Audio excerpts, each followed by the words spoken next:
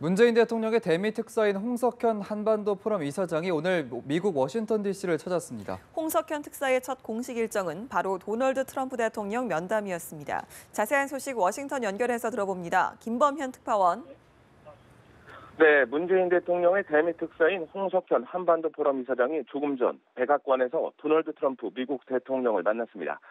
면담은 트럼프 대통령의 집무실인 백악관 오벌 오피스에서 이곳 시간으로 오후 3시 50분부터 15분 정도 이뤄진 것으로 전해졌습니다. 당초 트럼프 대통령과 허버트 맥메스터 국가안보 보좌관, 그리고 홍석현 특사, 안호영 주미대사 이렇게 4명이 만나고 있는 가운데 마이크 펜스 부통령과 트럼프 대통령의 사위인 제러드 쿠슈너 백악관 선임 고문이 합류한 것으로 알려졌습니다. 트럼프 대통령과의 면담 직후 홍석현 특사는 워싱턴 특파원들과 만났는데요. 홍 특사가 전한 바에 따르면 트럼프 대통령은 앞으로 문재인 대통령과 북핵 해결에 있어 긴밀한 협조를 해 결과를 만들어내길 기대한다고 밝혔습니다. 또한 지금은 압박과 제재를 하지만 어떤 조건이 되면 관여를 통해 평화를 만들 의향이 있다고 말했습니다. 다만 트럼프 대통령은 북한과 대화를 위한 대화는 하지 않겠다고 강조한 것으로 전해졌습니다.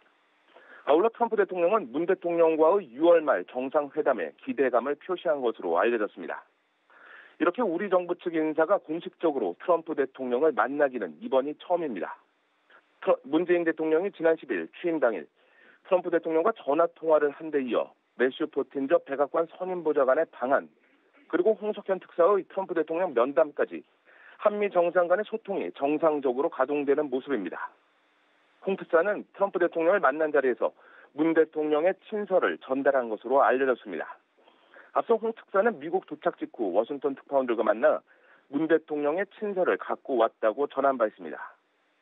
한편 트럼프 대통령과의 면담 이후 홍 특사는 맥메스터 국가안보보좌관과 별도의 면담을 했는데요. 이 자리에서 맥메스터 보좌관은 사드 문제와 관련해 한국의 국내 절차가 있는 것을 이해한다고 말한 것으로 전해졌습니다. 다만 사드 비용 문제는 언급하지 않은 것으로 알려졌습니다. 지금까지 워싱턴에서 전해드렸습니다. 문재인 대통령의 일본 특사인 더불어민주당 문희상 의원이 일본의 기시다 후미오 외무상을 40분간 만났습니다. 한국 국민 대다수가 위안부 합의를 수용하지 못한다고 분위기를 전했는데요. 가능한 이른 시기에 정상회담을 하자는데 의견 일치를 보기도 했습니다. 도쿄에서 연합뉴스 김병규 특파원입니다. 문재인 대통령의 일본 특사인 문희상 의원이 기시다 후미오 일본 내무상을 만나 국민 대다수가 위안부 합의에 대해 수용하지 못하고 있다고 한국의 분위기를 전했습니다. 이에 대해 기시다 외무상은 문 특사에게 위안부 합의를 준수하라는 얘기는 하지 않은 것으로 알려졌습니다.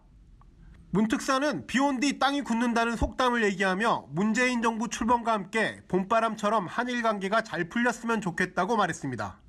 이어 한국과 일본은 자유민주주의와 시장경제라는 추구하는 이념이 같다며 두 나라가 그 어느 때보다도 미래지향적인 관계를 맺기를 희망한다고 양국 간 우호의 중요성을 강조했습니다.